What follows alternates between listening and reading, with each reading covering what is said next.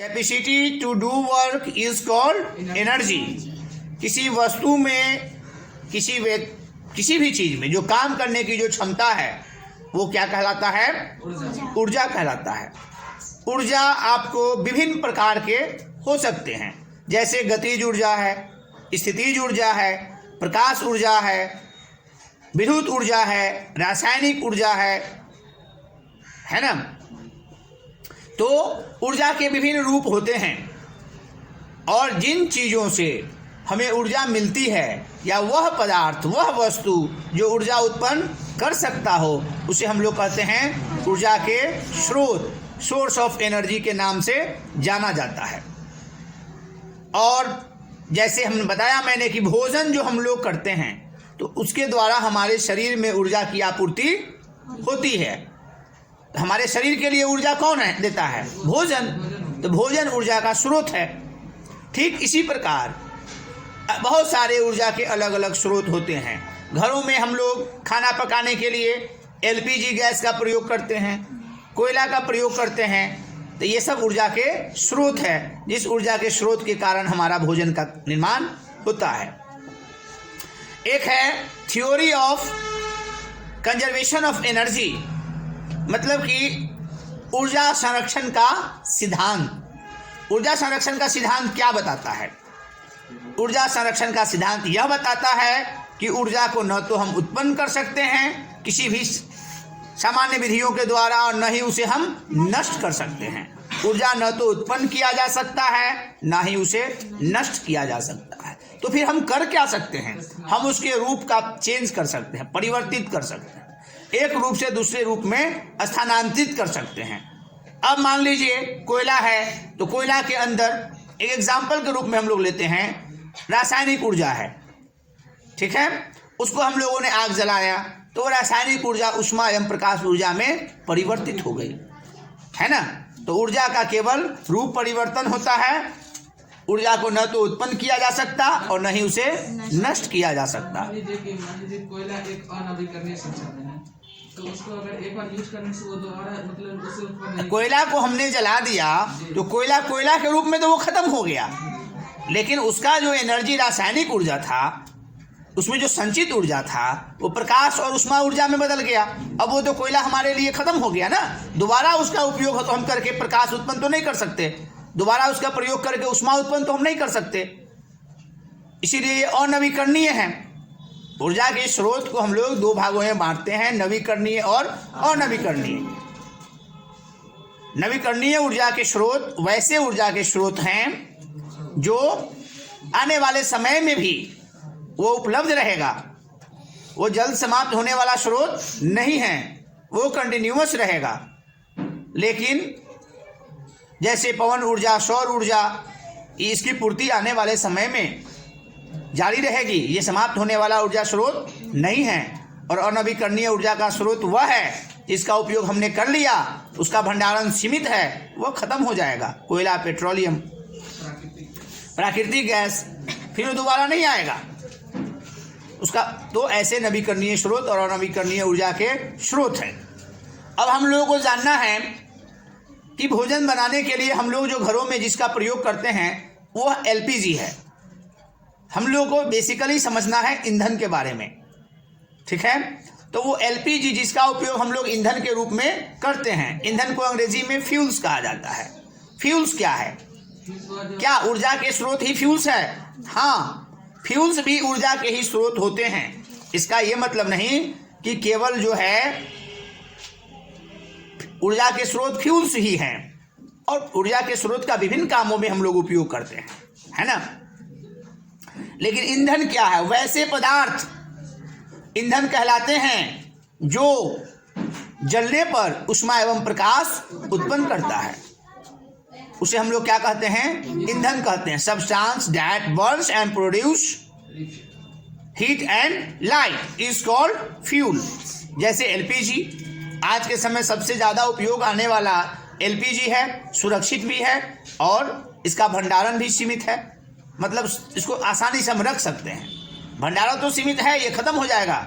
ये अनवीकरणीय स्रोत ही है, ये हमेशा के लिए नहीं है। कोयला है, वह भी एक प्रकार का ईंधन है, लकड़ी भी ईंधन है, जिसको जला करके हम लोग ऊष्मा उत्पन्न करते हैं, और भोजन बनाने का काम वर्षों से लोग करता रहा है। क्या ये नई बात नहीं ना है? ये बहुत पुराना ईंधन है। लकड़ी का उपयोग तो आदिकाल से लोग, जब लोग आदि मानव थे उस जमाने से भी आग जलाते थे तो किसका प्रयोग करते थे? लकड़ी का प्रयोग करते थे। तो इस प्रकार हम लोगों ने देखा कि ईंधन वह पदार्थ है जो जलने पर ऊष्मा एवं प्रकाश उत्पन्न करता है। यह भी एक ऊर्जा का ही स्रोत होता है, ये जान लेना है। अब सवाल उठता है कि कौन सा ईंधन अच्छा है। ईंधन में हम लोग बोलेंगे ना कि भाई ईंधन बढ़िया है या खराब है, कौन सा ईंधन अच्छा है? वह ईंधन अच्छा होने के लिए उसमें कुछ गुण होना चाहिए ना, कुछ क्वालिटी होनी चाहिए। तो जलने पर प्रदूषण कम उत्पन्न करता हो, धुआं कम देता हो या नहीं देता हो, जिसका भंडारण आसान हो, बहुत कम जगह में उसको हम लोग स्टोर कर सकते हो, हाँ, लाने और ले जाने में सुगम हो, है ना, जिसको हम लोग कहीं से आसानी से लाएं और आसानी से ले जाएं, जिसका दहन भी मध्यम गति से हो, न ज़्यादा तेजी से जले और न धीरे धीरे जले, पर्याप्त मात्रा में ऊष्मा प्रदान करता हो।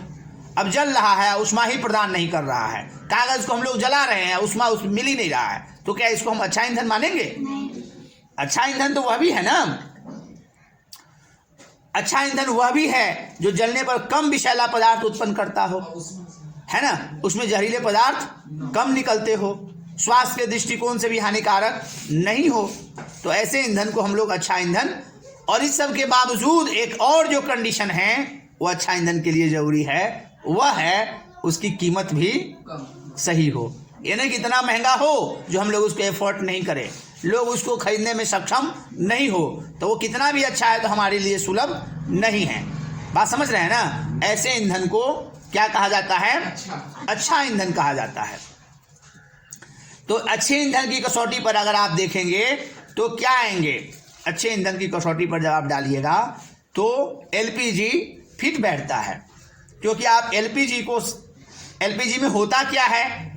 एलपीजी का पूरा नाम होता है लिक्विफाइड पेट्रोलियम गैस, हिंदी में बोलते हैं द्रवीभूत या द्रवित पेट्रोलियम गैस। इसमें होता क्या है? ये प्रोपेन और ब्यूटेन का मिश्रण होता है।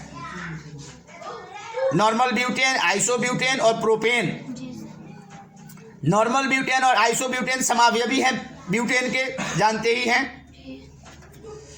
तो इसका मिश्रण है और इसको लिक्विफाइड करके गैस सिलेंडरों में भरा जाता है और घरों तक पहुंचाया जाता है। विभिन्न कंपनी के द्वारा ये हमारे यहाँ या देश दुनिया में पहुंचाए जाते हैं। एक सुरक्षित और 1 महीना लगभग या 20 रोज परिवार के आधार पर, जिसका जितना बड़ा परिवार होता है, एक सिलेंडर काम चला देता है।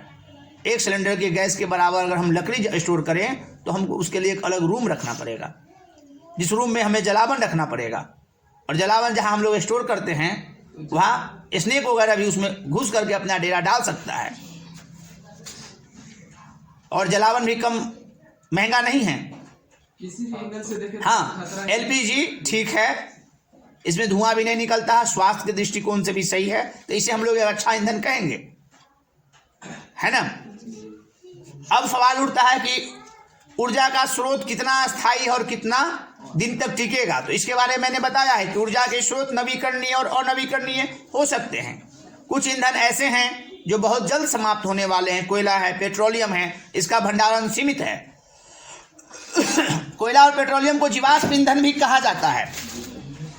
कोयला और पेट्रोलियम को जीवाश्म ईंधन इसलिए कहा जाता है क्योंकि इसका निर्माण जीवित पदार्थों से हुआ है। कोयला के बारे में हम लोग जानते हैं कि लाखों वर्ष पहले, है ना, भूकंप या किसी परिस्थितिवश पेड़ पौधे जमीन के नीचे दब गए और कालांतर में ताप और दाब में आए परिवर्तन के कारण वो कोयला में रूपांतरित हो गए। समुद्री जीवों के जमीन के नीचे दब जाने के कारण लाखों वर्ष पहले उसमें भी ताप और दाब परिवर्तन के कारण, रासायनिक क्रियाओं के कारण पेट्रोलियम का निर्माण हुआ।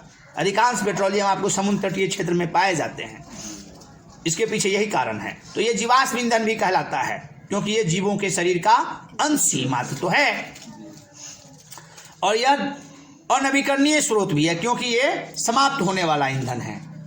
तो इस पर तो हम लोग बहुत दिन तक नहीं टिक सकते ना, तो हमें ऊर्जा के नवीकरणीय स्रोत को उत्पन्न करना होगा। जैसे सौर ऊर्जा, पवन ऊर्जा, ये ऊर्जा के नवीकरणीय स्रोत है। जल ऊर्जा, जिससे हम लोग जल विद्युत उत्पन्न कर सकते हैं, ये आने वाले समय में बहुत दिनों तक नाभिकीय ऊर्जा हमारी ऊर्जा की आवश्यकताओं की पूर्ति करता रहेगा। सूर्य ऊर्जा का अंतिम चरम स्रोत है। सभी ऊर्जा, जहाँ ऊर्जा के जो भी स्रोत है वो सूर्य ही अंतिम स्रोत है। सूर्य की ही ऊर्जा विभिन्न रूपों में, हाँ, विभिन्न ऊर्जा के स्रोतों में रहता है। चाहे हम लोग भोजन करते हों, भोज्य पदार्थ में जो ऊर्जा है हम लोग जानते हैं कि फोटोसिंथेसिस के द्वारा, प्रकाश संश्लेषण के द्वारा पौधे